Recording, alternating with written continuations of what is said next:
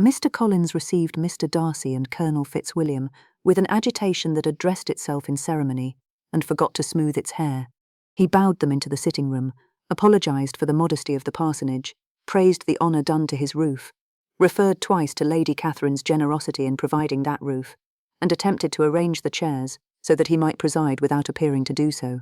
Elizabeth watched him from beside Charlotte and thought that furniture, like people, often revealed the truth of power when moved.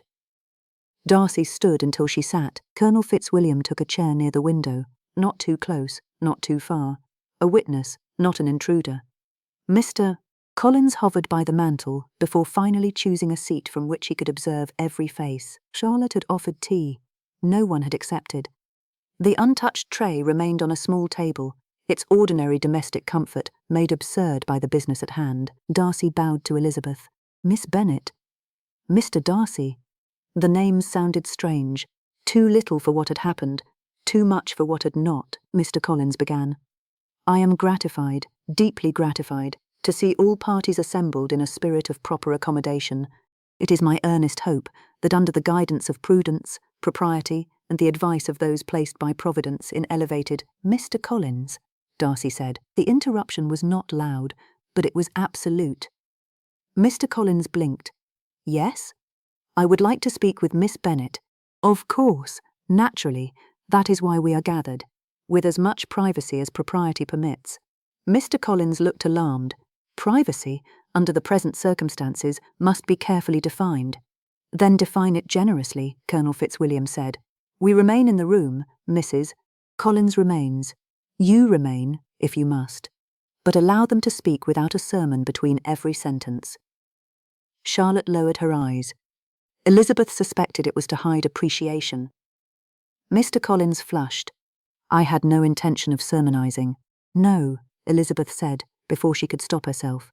Only abbreviating might give that impression. Colonel's mouth twitched. Darcy did not smile, but his gaze changed briefly, warmed by something that made Elizabeth look away. Mr. Collins settled back with offended dignity. Proceed then. Darcy turned fully toward her. I owe you clarity. You owe me a great many things, Mr. Darcy. Clarity may begin the list.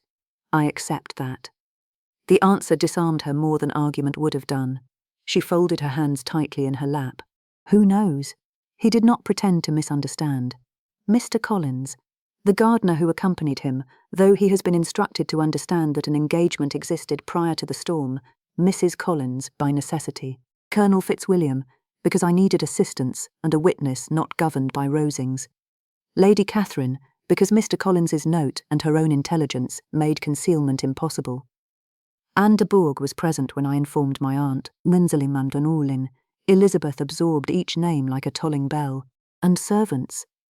At Rosings, some will know there is family business. At the parsonage, more may suspect than know. Suspicion is the enemy now. How comforting to have an enemy with no face. His eyes lowered briefly. Yes. Mr. Collins cleared his throat. I must add that every servant under my roof shall be admonished. Which will ensure they understand there is something to discuss, Charlotte said softly. He looked at her. My dear, better to give them work and no drama. Colonel Fitzwilliam inclined his head. Mrs. Collins is correct. Elizabeth was grateful for that. She was also tired of gratitude being owed in fragments to everyone around the cage. She looked back at Darcy. Do you now regret claiming the engagement? The room stilled. Darcy answered after a pause, and she saw him choose honesty over ease. I regret that necessity existed. I regret that I spoke before asking you. I regret that my word became a wall around you. That is not what I asked. No. He drew breath. I do not regret protecting your name. My name, or yours. My first thought was yours. And the second, that I had made a claim I had no right to make. Elizabeth held his gaze. She wanted to find vanity there, or self-pity, something easy to resent without complication. Instead, she found weariness and shame held under discipline. I had refused you, she said. I know, very thoroughly. Yes, and you had no reason to believe I would ever alter my opinion. No reason. Then understand me, Mr. Darcy. I do not accept this marriage as an amendment to your proposal. I do not accept it because I have reconsidered your virtues overnight. I accept only because the alternative reaches beyond myself." Pain crossed his face, gone almost at once. "I understand. Do you? I will attempt to prove it by conduct, since my assurances have not earned your trust." The answer was better than she expected. That made it harder. Elizabeth turned slightly toward Colonel Fitzwilliam. "And you, sir, are here in what capacity? As Darcy's cousin, as your witness if you will allow it, and as the person most determined at present that no one mistake haste for license." Her eyes moved back to Darcy. "License? A special license will be requested today," Darcy said. "Mr. Collins believes Saturday necessary. Mr. Collins believes many things necessary when they increase his importance." Mr. Collins made an injured sound. Charlotte's hand moved once over her sewing. A warning, perhaps, or a comfort. Darcy said, "In this case, however unpleasant the source, haste may serve discretion." "Miss Cones." "Saturday," Elizabeth repeated. It was Wednesday. 3 days. Not even 3 full days in which to be a daughter, an unmarried woman, herself. "My father has been written to," she said. "I will write as well. My letter will go by express. What will you say?" "That an understanding between us, imprudently private, has become urgent through accident and observation, that your conduct has been blameless, and that I request his consent to marry you at once. I will not imply guilt. I will not make your reputation dependent upon my generosity." Elizabeth's throat tightened. "Those words sound well. See that they remain so on paper. I shall give you the letter to read before it is sent." Mr. Collins sat forward. "Is that proper?" "No," Darcy said. "It is necessary." The word, spoken by him, carried a different weight. Elizabeth did not know whether she hated it less. "And settlements?" Charlotte asked. Elizabeth looked at her, startled. Charlotte met her gaze steadily. "This, too, was protection," Darcy answered without offence. "My solicitor will receive instructions by express. The usual settlements cannot be completed in full before Saturday, but a written commitment can be made and witnessed. Miss Bennet's dignity and security will not be neglected because haste has made ordinary procedure difficult." "My dignity," Elizabeth said, "is not a sum."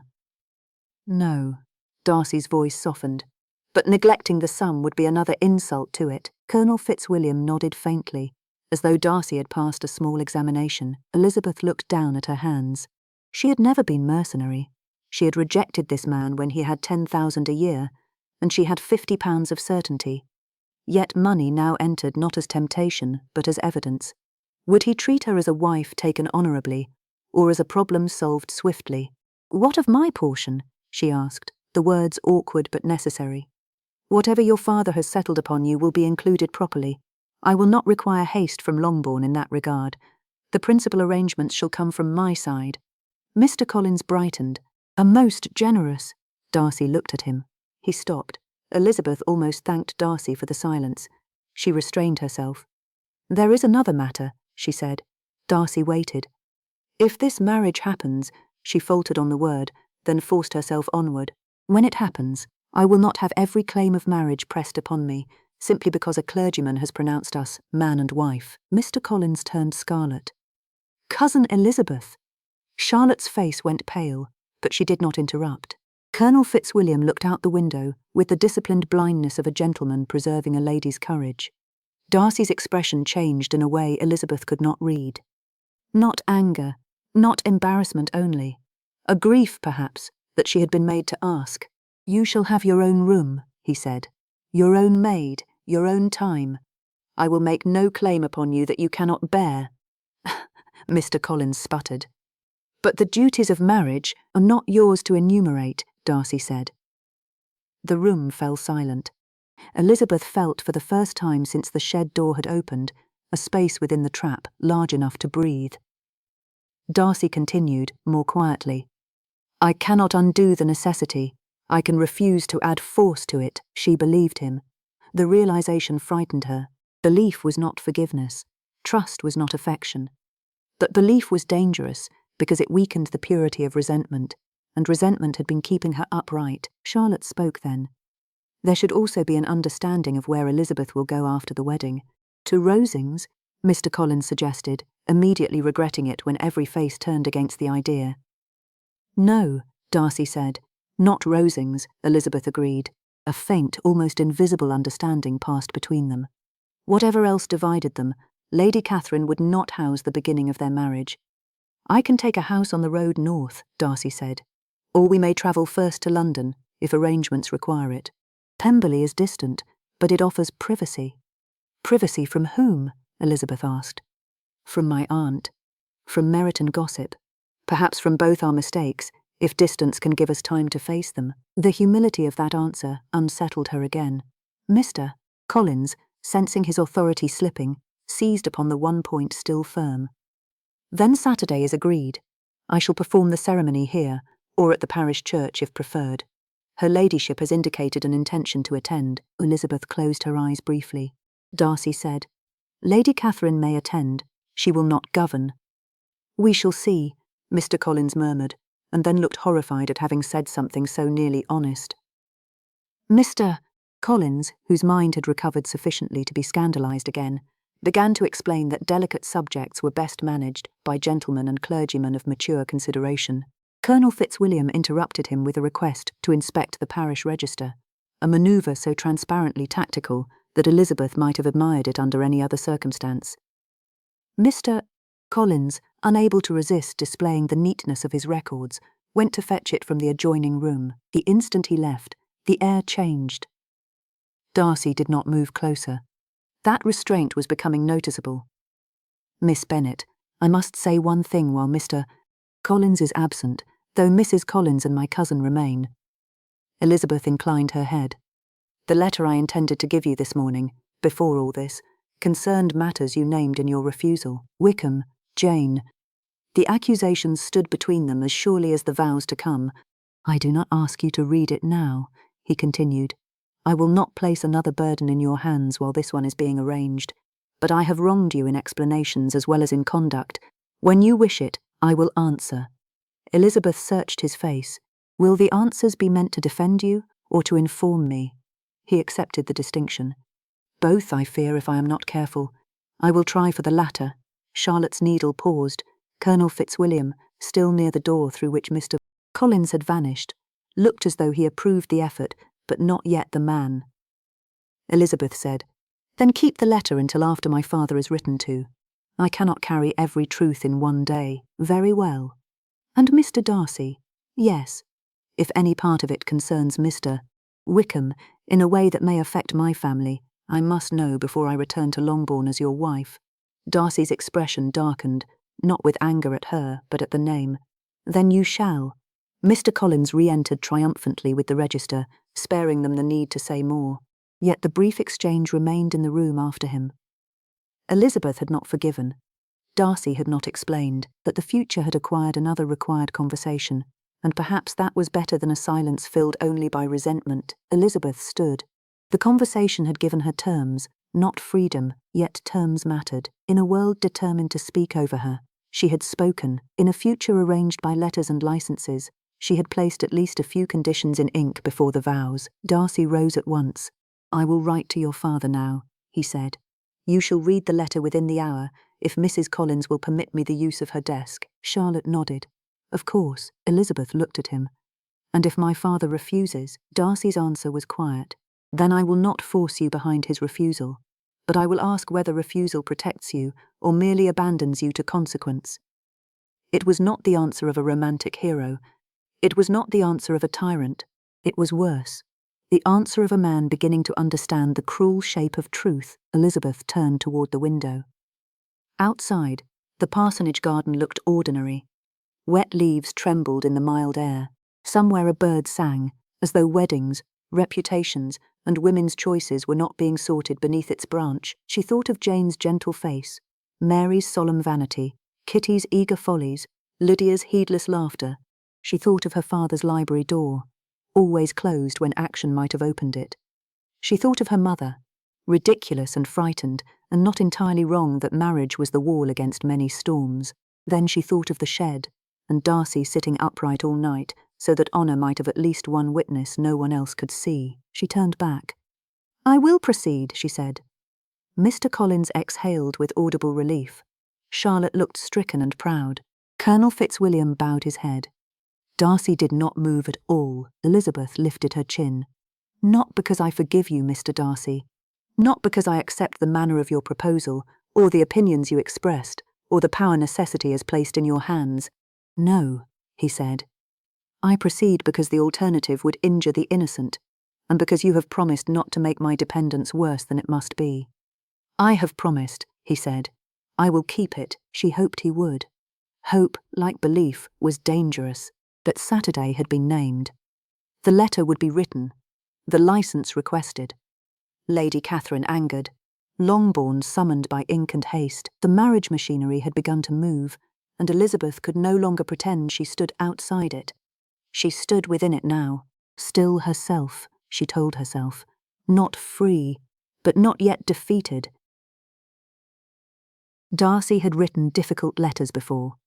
Estate letters, letters of refusal, letters of condolence, letters to tenants whose arrears could not be ignored, though their misfortunes deserved compassion, letters to solicitors, bankers, stewards, relations, and men whose friendship had outlived his patience.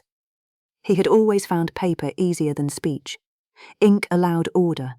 A sentence could be shaped before another person's eyes struck it. A blot might be sanded away. A thought, once cooled, could be made respectable. This letter resisted respectability. He sat at Mrs. Collins's small writing desk, too narrow for his shoulders and too modest for the consequence now laid upon it, with Colonel Fitzwilliam standing at the window and Elizabeth seated across the room beside Mrs. Collins. Collins had yielded the room only after being assured 3 times that his own account would be neither neglected nor contradicted in spirit. He had then retired to revise the note he meant to send to Lady Catherine, a retreat which did not lessen the danger so much as move it to another sheet of paper. Darcy dipped the pen and began, "Sir." The word sat alone, inadequate and condemning. He had never met Mr. Bennet except as an observer in Hertfordshire drawing-rooms, where the gentleman had appeared amused by impropriety so long as it did not require him to rise from his chair. Darcy had disliked him for his indolence, had judged him deficient in authority, and had thought himself justified in that judgment. Now he was writing to ask the man for what should never have been demanded in haste, a father's consent to the marriage of a daughter whose choice had been pressed by circumstance. He crossed out the first line and began again. "Mr. Bennet, better. Less stiff, less evasive." Colonel Fitzwilliam turned from the window. "Do not make it too polished." Number of Coins and Darcy looked up. "I beg your pardon. A letter too polished will look like management." The Colonel crossed the room and stood near the desk. "You are not arranging a lease. You are asking a father to trust the honour of a daughter to the man whose presence helped imperil it." Mrs. Collins lowered her eyes to her work. Elizabeth did not move, but Darcy felt her attention sharpen. "I had not intended to write as a steward," he said. "No, you intended to write as Darcy of Pemberley, which may be worse. Under other circumstances, Darcy might have taken offence. Today he could not afford it." Elizabeth spoke from her chair. "Will the first be permitted to read it?" The question was so quietly asked that its force was nearly disguised. Darcy set down the pen. "Yes, before it is sealed, and if there is anything in it that suggests I consented to be discovered, or that I was less than innocent, there will not be, or anything that transforms my silence into eagerness." He looked at her fully then. Her face was composed, but not calm. The difference had begun to matter to him. "No," he said, "there will not be." She gave the smallest inclination of her head. It was not gratitude, it was acknowledgement that he had understood a term. Darcy began again. He wrote that an accident of weather had placed Miss Elizabeth Bennet and himself together in a shelter on the Rosings grounds during a severe storm. He wrote that Mr. Collins, accompanied by a servant, had discovered the circumstance in the morning. He wrote that, though Miss Bennet's conduct had been entirely innocent, the appearance of the matter could not be disregarded without exposing her and her sisters to damaging speculation. He wrote that, in order to protect her name, he had publicly avowed an attachment and intention of marriage, and that Miss Bennet, being placed in a most cruel position, had permitted the declaration to stand. There the pen halted. Colonel Fitzwilliam read over his shoulder and said, That is true, as far as it goes, as far as it can go without doing harm. Perhaps. Darcy tightened his fingers around the pen. Would you have me write that she refused me the night before? No, the Colonel said. I would have you remember it while you ask. Elizabeth's embroidery slipped in her lap. Darcy did not look at her. He wrote instead that he sought Mr. Bennet's consent to an immediate marriage by special licence, that settlements would be arranged in Miss Bennet's favour, that her dignity and security would be protected, and that he would receive any instruction Mr. Bennet wished to send with proper consideration. It was the last phrase that defeated him. Proper consideration. What consideration could be proper when everything was improper except the attempt to contain it? He blotted the page. I have done. Colonel Fitzwilliam read it first, not because he had the right, but because Darcy trusted him to find what pride had concealed. He made 2 corrections, one sentence too grand, one too cold. Darcy accepted both. Then he carried the letter to Elizabeth. She rose before he reached her, as though remaining seated would make her a supplicant. He held the page out, she took it, and their fingers did not touch. The room waited. Elizabeth read slowly. Once her mouth tightened, once her eyes lifted to his and returned to the page. When she finished, she held it for another moment without speaking. It does not lie, she said at last. I hoped not. It does not tell everything. No, she looked at the sentence concerning settlements. My father will not understand all that this means. He may consult his solicitor. Elizabeth's expression altered with such dry pain that he knew he had erred. My father may consult his book-room. Whether he consults anyone else will depend upon whether he believes consequence is capable of finding him there. Charlotte's needle moved once, then stopped. Darcy bowed his head. Then I will make the settlement plain enough that no inattention can injure you. You cannot make my father attend by writing plainly. No. That little word seemed to cost him more than a paragraph of assurances would have done, and Elizabeth's gaze lingered upon him. Colonel Fitzwilliam said, We should send a rider to Longbourn at once. A regular post will not do. Mr. Bennet must have the letter as swiftly as possible. Mr. Collins entered precisely in time to hear this and to look gratified by the atmosphere of crisis. I quite agree, Colonel. Dispatch is the soul of propriety in delicate matters.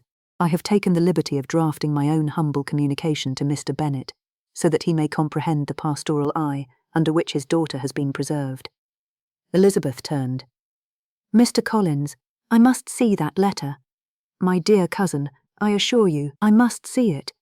It was not loud, but it possessed so much of Mr. Bennet's irony and none of his indolence that even Mr. Collins hesitated. Charlotte rose.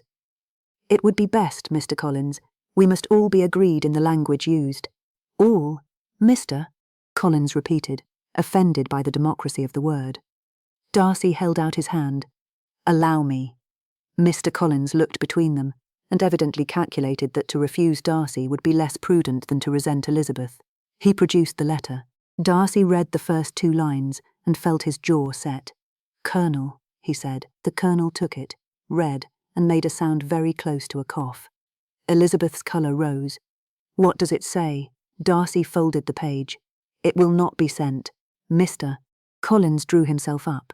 Sir, I cannot permit. It will not be sent, Darcy repeated, and this time the room remembered he was a man accustomed to being obeyed. Colonel Fitzwilliam, more usefully, said, Mr. Collins, your zeal does you credit, but phrases such as unfortunate exposure and compelled by discovery will travel farther than you intend. You would not wish Lady Catherine to believe that under your roof a guest's innocence was described carelessly. The appeal to Lady Catherine succeeded where justice might have failed. Mr. Collins paled. Certainly not. I would never be careless. I am the last man in the kingdom to be careless in matters involving her ladyship. Then write only that Miss Bennet and Mr. Darcy have formed an engagement, that circumstances recommend expedition, and that Mr. Darcy writes separately to request Mr. Bennet's consent. Mr. Collins looked disappointed by the smallness of truth when deprived of ornament. If you think it best. I do, said Darcy. Elizabeth sank back into her chair. Though her posture remained upright, Mr. Collins returned again before the final packet was sealed. carrying the revised version of his letter with the solemnity of a man presenting terms to a Congress of Nations. He had restrained himself from the worst phrases, but restraint had made him visibly unhappy. "I have written," he announced, "that an attachment has long been suspected by those with eyes to see it, and that recent circumstances have rendered a speedy union not only desirable, but eminently proper." Elizabeth's head came up. "An attachment has not long been suspected. My dear cousin, I assure you that in retrospect, many people discover what flatters their wisdom. That does not make it true." Mr. Collins blinked, then looked at Darcy as though asking him to restore the natural order of female silence. Darcy did not oblige him. "Remove the phrase." "But Mr. Darcy, surely it softens the matter if the engagement appears the natural conclusion of previous preference. It also turns invention into evidence. Miss Bennet has required truth where truth may be safely told." Elizabeth's eyes moved to him, quick and startled. It was not praise she felt. Praise would have been too generous. It was the unsettling recognition that he had remembered her requirement when it would have been convenient to forget it. Charlotte held out her hand for the letter. "May I?" Mr. Collins surrendered it with poor grace. Charlotte read with the attention she usually gave household accounts, making small corrections with a pencil, one word gentled, one phrase shortened, one flourish cut because it opened a door suspicion might walk through. She did not argue. She made propriety appear tidier without naming the danger beneath it. When she handed it back, Mr. Collins stared at the reduced page. "It is rather bare." "It is discreet," Charlotte said. "Bare discretion," Elizabeth murmured, "may yet be the best garment available." The Colonel's shoulders moved once. Mr. Collins did not hear or chose not to. "Very well. If all parties insist upon such economy of language, I shall not be found deficient in Christian humility. Though I will say, my dear, that Lady Catherine herself has often commended my fullness of expression." "Lady Catherine has many opportunities to hear it," Charlotte said. That, too, nearly defeated Colonel Fitzwilliam. The revised letters were finally laid together. Darcy's grave account, Collins's diminished announcement, Colonel Fitzwilliam's official inquiries, and the solicitor's instructions, and the packet seemed too small to contain a life. Elizabeth looked at it and thought of the shed again. The smell of smoke, rain hammering upon the roof, Darcy's averted eyes while she wrestled with the buttons of a wet gown. There had been fear then, and discomfort, and humiliation, but there had still been a door closed against the world. Now the door was open. Every paper sent another witness in. The letters were finished within the hour. Darcy's direct, Collins chastened, Colonel Fitzwilliam's brief note to a London acquaintance concerning the special licence, and another to Darcy's solicitor. A servant was found. A horse was ordered. Coin changed hands. Instructions were repeated with such severity that the young man looked as though he carried a declaration of war rather than a packet of letters. When at last the rider departed, Elizabeth stood at the parsonage window and watched him disappear beyond the lane. Charlotte came to stand beside her. "He will reach Longbourn tomorrow, if the roads hold. And my father may answer the next day, or the day after, or not at all. He loves you." Elizabeth smiled faintly. "Yes, when love does not require him to be uncomfortable." Charlotte said nothing, which was kinder than contradiction. Darcy had heard. Elizabeth knew he had heard because he did not move behind her. She disliked that he should witness her disappointment in her father. She disliked more that his witnessing did not feel like triumph. "Mr. Collins was already discussing the proper order in which Lady Catherine should be informed of each development, as if the sacrament of marriage were chiefly a matter of managing the temperature of her ladyship's displeasure. Elizabeth watched the empty road. A daughter ought to feel safer once her father had been summoned. Instead, she felt the terrible hollowness of depending upon a door that might not open quickly enough. Later, when the gentleman had gone to make arrangements, and Mr. Collins had gone to the garden in search of his own composure, Charlotte brought Elizabeth tea in the small parlour. It was an ordinary domestic kindness, almost laughably insufficient against the weight of the day, and for that reason nearly unbearable. "You must eat something," Charlotte said. "I have discovered that terror is a poor seasoning." "Then eat without tasting." Elizabeth obeyed because Charlotte had that power over her, the power of sensible affection. She took somewhat of bread and found it dry. Then another, because her body, traitorous and practical, required food though her future had become unrecognizable. "Do you think my father will come?" she asked. Charlotte did not answer quickly. That was answer enough. "He might," Elizabeth said. "He might. But you do not think he will. I think Mr. Bennet dislikes haste. I think he dislikes being forced into solemnity. I think he trusts you very much." Elizabeth looked at her. Trust can be another form of neglect when it saves a person the trouble of acting. Charlotte's expression softened. "Yes." Elizabeth set down the cup before her hand betrayed her. "I would rather have his protection than his confidence. There. That is very ungrateful of me. But it is true." "No," Charlotte said. "It is very human." For several minutes they sat without speaking. Outside, Mr. Collins could be heard instructing the gardener that the parsonage gate must be properly swept in case Lady Catherine's carriage approached at any moment, as if scandal could be kept from crossing a well-brushed threshold. Elizabeth said, "If Papa does not come, I shall still have to walk into a church." "Yes, and if he refuses?" Charlotte's eyes did not leave hers. "Then you must decide whether refusal protects you." Elizabeth closed her eyes. Darcy had said nearly the same. She did not want her friend and Mr. Darcy to agree. It made the trap look less like Darcy and more like the world. The rider was gone. The ink was dry. Her future was now travelling toward Longbourn at the pace of a hired horse, and she could do nothing but wait for a father who had never liked being hurried. The next morning brought no answer from Longbourn, which reason had expected and Elizabeth's nerves had not. It brought instead a note from Rosings, delivered by a footman whose expression suggested that every servant in Lady Catherine's establishment already knew enough to be dangerous. Mr. Collins received it in the breakfast-room with an exclamation of reverence, broke the seal as though opening scripture, and read aloud without asking whether anyone wished to hear it. "Her Ladyship commands Mr.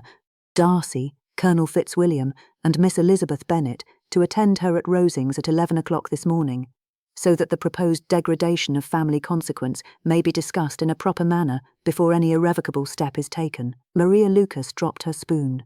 Charlotte closed her eyes for the space of one breath. Elizabeth looked at the toast on her plate and discovered she had forgot how one swallowed. Mr. Collins folded the note. "Her Ladyship's language is forceful, but naturally so. She is deeply sensible of family consequence. I would not presume to anticipate her counsel, but it may be that certain modifications—" "There will be no modifications to Miss Bennet's dignity," Darcy said. He had come early, with Colonel Fitzwilliam, to wait for news from Longbourn and to continue the arrangements. He stood near the mantel, and though his voice was even, the air around him changed. Of course," Mr. Collins said hastily. "Dignity is always desirable, especially when recommended by birth and fortune. Yet Lady Catherine has much experience in directing difficult affairs." "I have observed that," Elizabeth said. Charlotte's foot touched hers under the table. It was not a warning precisely. It was a reminder that wit might satisfy the moment and cost the hour. Colonel Fitzwilliam rescued them. "Darcy, before Rosings, we must settle what can be settled. I have received an answer from my friend in Doctors' Commons. A licence may be procured with the necessary oath and fee. The Archbishop's office will not object if the particulars are regular." "Regular," Elizabeth repeated. "How agreeable that irregular circumstances can be made regular by payment." The Colonel looked at her with sympathy. "By payment, oath, and the determination of men to avoid public inconvenience. That is not more comforting." "No," he said. "I did not think it would be." Darcy took a folded sheet from his coat. "I have also received a reply from my solicitor's clerk. The full settlement cannot be engrossed before Saturday, but binding articles may be drawn. They will secure your pin money, a jointure, and an independent portion settled for your use should—" He stopped, perhaps because every possible ending to the sentence sounded dreadful. "Should I become a widow?" Elizabeth supplied. "Yes. Or should you tire of the burden accident has placed upon you?" "No." The answer came with more feeling than either of them expected. Darcy moderated his voice. "No settlement can make me honourable if I am not, but it can make neglect more difficult and dependence less complete." Charlotte looked down at her plate. Elizabeth held his gaze. "You said yesterday that the settlements were not purchase. They are not. Then do not speak of them as compensation either." Darcy absorbed the correction. "Security, then, that I can accept." Mr. Collins blinked at this exchange as though a woman discussing money attached to her own future was a minor social indecency. "My dear cousin, such particulars are generally left to gentlemen. That is perhaps why ladies have so often cause to regret them," Elizabeth said. Colonel Fitzwilliam looked abruptly toward the window. Darcy did not smile. That she liked better. It meant he had not mistaken her anger for entertainment. The morning divided after that into errands and refusals. Darcy would go to London himself, obtain what was required for the licence, and return by Friday if the roads allowed.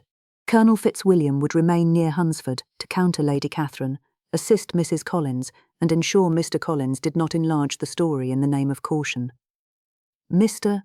Collins objected to being supervised, and then, when the Colonel described the arrangement as a mark of confidence in his pastoral centrality, accepted it with visible pleasure. Elizabeth listened while men arranged roads, papers, fees and witnesses.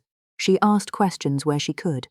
Each answer made the structure clearer and the escape less imaginable. A special licence did not compel her. A settlement did not compel her. A father's consent, if it arrived, would not compel her in law, as though she were a child without speech.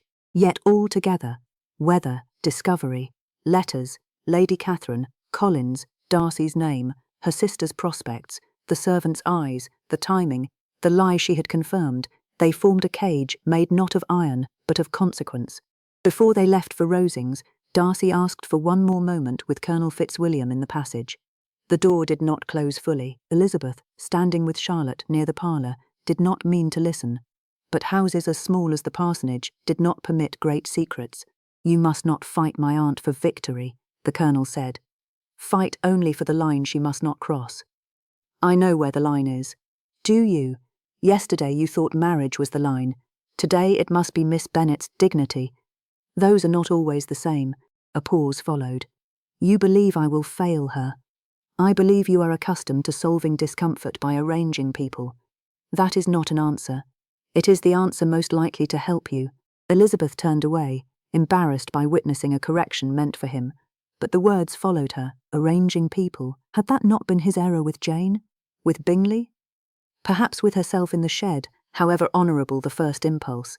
A gentleman might save a lady, and still forget to ask what shape safety took from inside her own heart. When Darcy re-entered, his eyes found Elizabeth's for a moment. He had the look of a man who knew enough to be ashamed and not yet enough to be easy. That, she thought, was perhaps safer than confidence. At 10:30 they walked to Rosings. The park had changed since the storm. Mud clung to hems, branches lay broken along the path. Elizabeth could not look toward the direction of the shed without feeling the remembered cold of wet linen and the greater chill of Mr. Collins's voice at dawn. Darcy offered his arm before they crossed the open ground visible from Rosings' windows. It was proper. It was necessary. It also made the engagement look more natural than it felt. Elizabeth looked at his sleeve. "You need not," he said quietly. "If you prefer not, if I do not, your aunt will read estrangement. She already knows it. Then she need not be given a line to quote." She placed her hand on his arm. His muscles tightened once beneath her fingers and then stilled, as though he had commanded even his body not to claim what propriety had placed there. Rosings received them like a court assembled to try an offender already judged guilty. Lady Catherine sat in the great drawing-room with Anne beside her, pale and watchful. Her ladyship did not rise. She looked first at Darcy, then at Elizabeth's hand on his arm, then at Elizabeth herself, with an expression that made politeness feel like a weapon too thin for battle. "So," she said, "you come parading the consequence of folly before me." Darcy bowed. "We come because you commanded attendance. We do not come to submit the matter to your governance." Mr. Collins made a distressed sound. Colonel Fitzwilliam stepped slightly aside, giving himself the view of a man prepared to intervene and the posture of one who had not yet been called upon. Lady Catherine's eyes flashed. "Do you forget to whom you speak?" "No, madam. I remember exactly. That is why I will ask you to speak of Miss Bennet with the civility owed to my future wife." The words struck the room. Future wife. Not burden, not necessity, not woman involved in unfortunate appearances. Elizabeth hated that they steadied her. Lady Catherine leaned forward. "Future wife. I acknowledge no such claim. An engagement made under improper circumstances, extracted in haste, and beneath every expectation of your family, cannot be binding upon honour. It is binding upon mine, Darcy said. Honour? Do not instruct me on honour while you throw yourself away upon a young woman without fortune, consequence, or discretion enough to avoid being found in a woodsman's hut. Elizabeth's hand left Darcy's arm before he could answer. Lady Catherine, she said, and was grateful that her voice did not tremble. I lacked the discretion to command the weather. In that deficiency, I fear I am not singular. Anne made the smallest sound, quickly suppressed. Lady Catherine turned scarlet. Impertinent girl. Perhaps, but not guilty. For a moment no one spoke. Then Colonel Fitzwilliam said, very mildly, a distinction worth preserving. Darcy's expression did not change, but Elizabeth knew he had heard. More importantly, Lady Catherine had heard that the Colonel had placed himself upon that distinction's side. What do you want? Darcy asked his aunt. I want this farce delayed until your senses return. Delay would injure Miss Bennet. Delay would reveal whether she has trapped you. Darcy's control thinned. Enough. Lady Catherine rose. No, not enough. You were intended for Anne. Your mother wished it. I wished it. The estates, the names, the families. I was not born a settlement clause, Anne said. The words were soft, but because Anne so rarely interrupted anything, they sounded almost violent. Lady Catherine turned on her. Be silent. Anne lowered her eyes, but the interruption had done its work. It had shown the room that Lady Catherine's vision of family consequence required more than one person's silence. Darcy said, I go to London today for the licence. The marriage will take place Saturday, provided Mr. Bennet's answer does not forbid what necessity has recommended. The settlements will be arranged to Miss Bennet's security. You may attend as my aunt, if you can do so with civility. If not, I will not expose her to further insult. You would bar me, I would protect my wife. Elizabeth felt the word before she could defend herself against it. Wife. It was no longer a possibility in a room. It was a role being built around her, plank by plank, vow by vow, clause by clause. Lady Catherine looked at Elizabeth. And you? Have you nothing to say while my nephew ruins himself? Elizabeth wanted to say 100 things. That she had refused him, that she had not sought his fortune. That she would rather be at Longbourn with Jane than standing beneath chandeliers while strangers discussed her as an encumbrance. That Lady Catherine's contempt had nothing in it new enough to frighten her more than she was already frightened. She said only, I have said what was necessary to those whose conduct made speech useful. I do not believe your ladyship wishes to be persuaded. Colonel Fitzwilliam's mouth compressed. Darcy bowed to his aunt. We have taken enough of your time. He did not offer Elizabeth his arm until they had left the drawing-room. In the hall he paused. I am sorry. For your aunt? Elizabeth asked. For requiring you to hear such language. She did not teach me anything about your opinion of my connections that I had not already heard from you. The blow landed. He accepted it without defence. No, he said. She did not. Elizabeth looked away first. Lady Catherine was not finished when Darcy declared himself. Her displeasure, having failed as command, altered into prediction. You imagine yourself noble now, she said. Young men are always very noble when consequence has not yet sent its bills. You will tire of defending inferior relations. You will tire of vulgar visits, vulgar letters, vulgar claims upon your purse and patience. You will tire of being reminded that the mistress of Pemberley was taken from a country parsonage because she could not pass one storm without scandal. Elizabeth felt the words because each contained enough worldly possibility to hurt. It was easy to laugh at Lady Catherine when she spoke of shades polluted or ancient families insulted. It was harder when her cruelty borrowed the voice of future fatigue. Darcy's answer came after a pause. If I tire, madam, that will be my shame, not Mrs. Darcy's deficiency. She is not Mrs. Darcy. She will be. And if Mr. Bennet refuses consent— Darcy looked at Elizabeth before answering. Then Miss Bennet and I will speak again. I will not pretend a father's refusal has no weight. You hear him. Lady Catherine turned on Elizabeth. Even now he leaves himself an honourable retreat. Elizabeth's chin lifted. I hear that he has not presumed to speak over my father while professing to ask him. It is a delicacy your ladyship might consider. Mr. Collins made a small strangled noise. Anne looked down at her hands, but not before Elizabeth caught the gleam of something like admiration. Lady Catherine's eyes narrowed.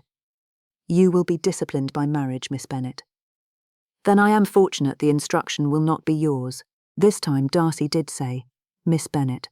But there was less rebuke in it than warning that Lady Catherine would use every spark to claim a conflagration. Elizabeth made herself silent. Silence was not submission when chosen for strategy. Charlotte would have approved, which was a peculiar comfort to find in the middle of Rosings. By noon, Darcy rode for London. By evening, no answer had come from Longbourn. Friday dawned with a clear sky, a sharp wind, and a letter from Longbourn. It arrived folded carelessly, sealed adequately, and addressed in Mr. Bennet's hand. Elizabeth recognised the writing before Mr. Collins announced it. Her heart gave one painful leap of hope, then remembered caution and sank into something heavier. Mr. Collins wished to open it as host, clergyman, cousin, and self-appointed guardian of propriety. Elizabeth took it from the salver before he could decide which authority to invoke. It is addressed to me, she said. In care of my house, Mr. Collins began. Charlotte appeared with the coffee pot. Then how fortunate that it has arrived safely. Elizabeth broke the seal. The letter was short. My dear Lizzie, Mr. Darcy's communication has surprised me exceedingly, though perhaps I should not be surprised that my liveliest daughter has found a way to render even a visit to Kent eventful. I am glad to be assured of your innocence, and I trust Mr. Darcy would not write as he has written were his intentions not honourable. Your mother, when she is told, will either faint from joy or noise. I cannot yet determine which prospect is more alarming. If you are resolved, or if circumstances are resolved for you, I give my consent. I will not pretend to understand all the particulars at this distance, but Mr. Darcy's fortune is such as to quiet many anxieties, and his offer of settlement speaks well enough. I leave you to judge your own happiness, as you have always judged most things rather decidedly. Write when you are able. I remain, your affectionate father, T. Bennet. Elizabeth read it once. Then again. The paper did not alter. Charlotte, watching her face, said, Lizzie? Elizabeth folded the letter very carefully. He consents, Mr. Collins exhaled. Excellent, most excellent. I had expected Mr. Bennet would show sense once the matter was placed before him, with all due solemnity. Elizabeth did not trust herself to answer. Her father had not refused. He had not come. He had not demanded to see her, had not asked whether she was afraid, had not written one sentence that separated her will from the convenience of outcome.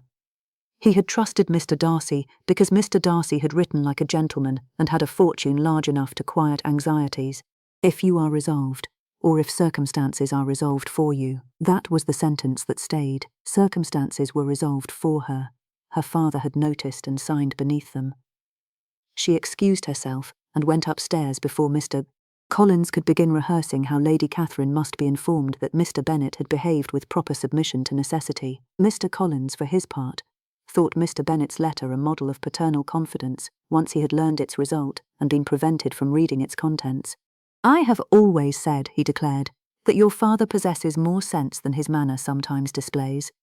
He has rightly perceived that an alliance with Mr. Darcy, though arising from circumstances not to be broadcast in every marketplace, is nevertheless a most desirable conclusion. Your mother will be excessively delighted. The image of her mother's delight struck Elizabeth with a humiliation so swift she nearly flinched. Mrs. Bennet would be delighted, not at the storm, perhaps, not if the particulars were made plain enough to frighten even her nerves, but Mr. Darcy's fortune, Pemberley, carriages, jewels, the elevation above neighbours who had once slighted them, these would ring louder than any question of Elizabeth's heart. My mother's delight is not proof of universal blessing, Elizabeth said. No, but it will certainly be proof of maternal satisfaction, which is a pleasing feature in any marriage. Charlotte intervened by asking whether more tea was required. Mr. Collins accepted, and the conversation, like many dangerous things at the parsonage, was drowned briefly by service. Elizabeth folded her father's letter and unfolded it again beneath the table. She should answer immediately. She should write with gratitude and firmness. She should ask him to keep Mamma from turning the marriage into a public celebration before any explanation could be controlled. She should ask after Jane. She should ask whether he had written to her Uncle Gardiner. Instead, she stared at the words, "if circumstances are resolved for you," until they blurred. Charlotte saw, and later, when they were alone, took the letter from her with permission, and placed it in Elizabeth's reticule. "Not now," she said. "You will answer when you can write as yourself, not as you're hurt." Elizabeth managed a wan smile. "My hurt has a better command of the pen today. That is why it must wait," Charlotte followed.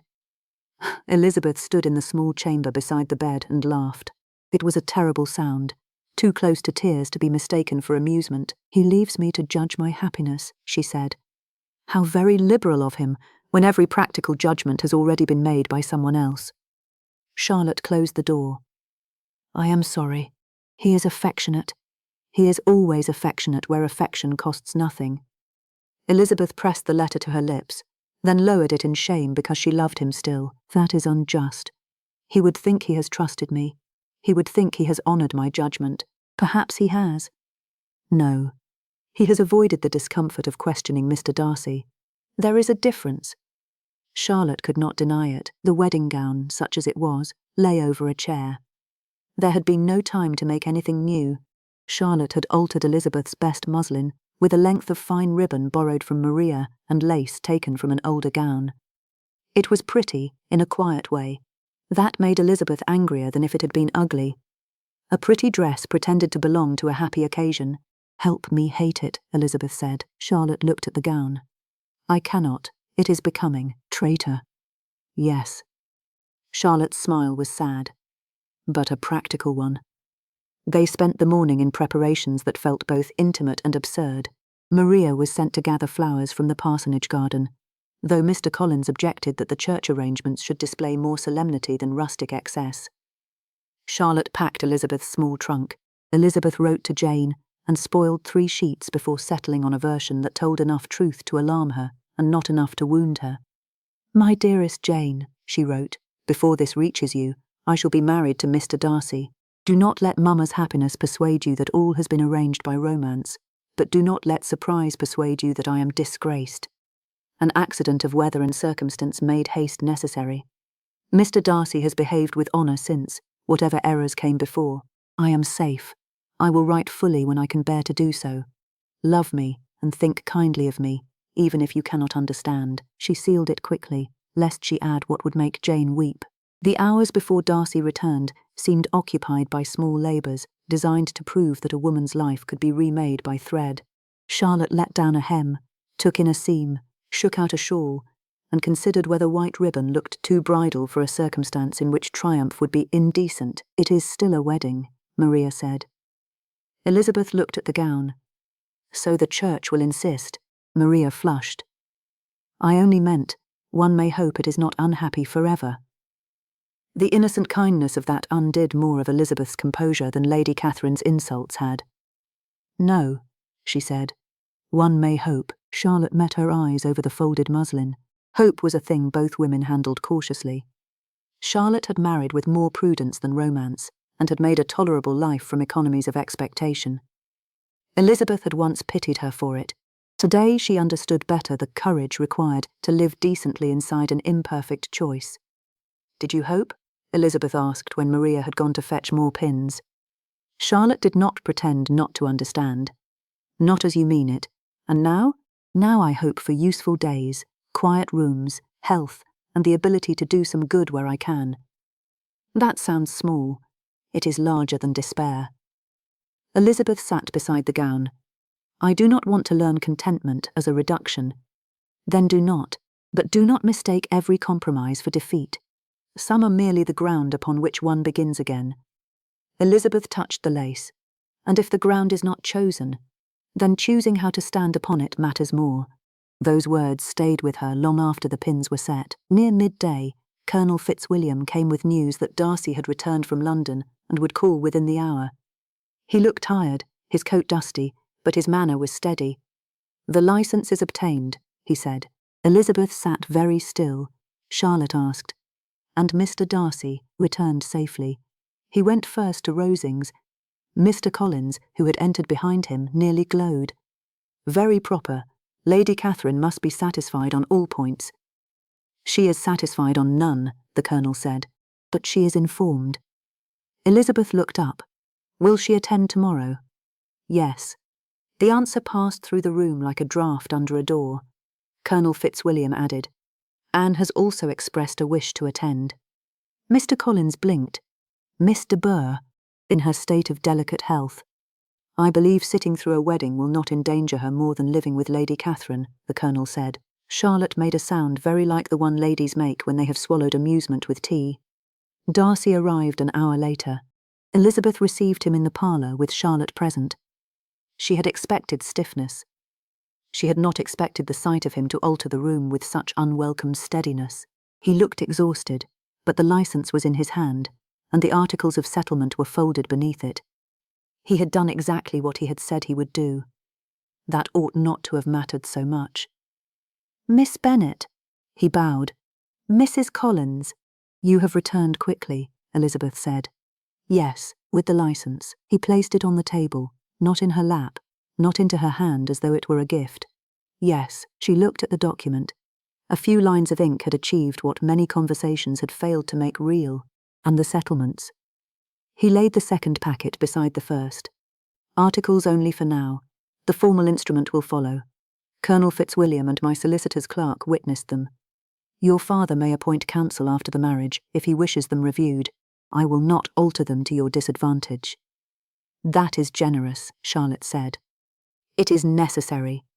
Darcy's eyes remained on Elizabeth. The articles specify pin money under your own use, a jointure, and a sum to be settled separately upon you.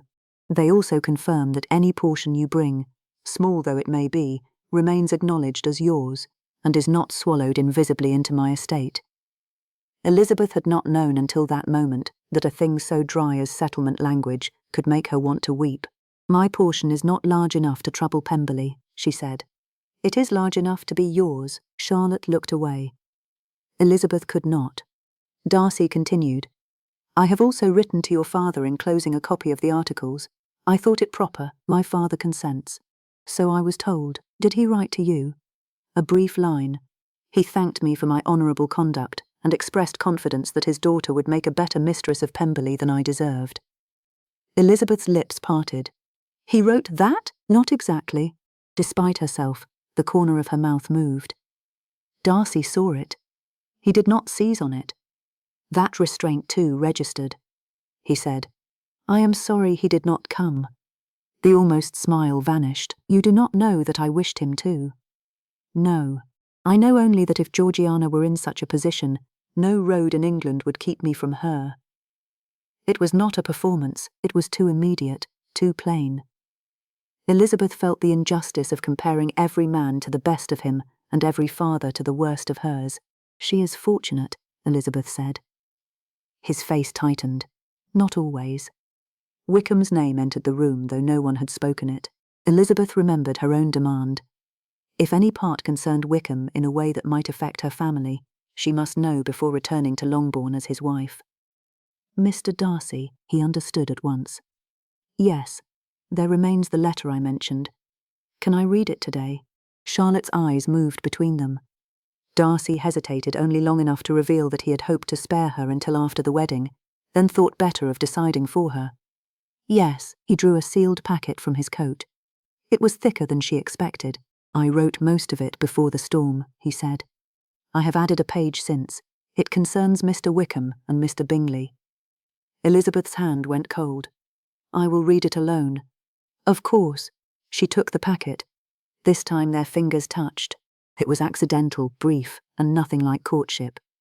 Yet she felt the tremor of a future in which accidents would no longer be avoidable. She went upstairs and broke the seal. By the time she finished, the daylight had shifted across the floor. Jane, Wickham, Georgiana, Ramsgate, Bingley's removal from Netherfield, Darcy's pride, his errors, his truths. Elizabeth sat with the pages in her lap and understood, with a humiliation deeper than anger, that she had been both injured and wrong. Darcy had wounded her with arrogance. She had wounded him with belief granted too easily to a charming liar. It did not make marriage easier. It made honesty harder to dismiss. When Charlotte came to call her for dinner, Elizabeth folded the letter and placed it in her trunk. Are you well? Charlotte asked. No. Can you be? Elizabeth looked at the wedding gown waiting over the chair. Not by tomorrow, she said. And tomorrow, indifferent to readiness, came.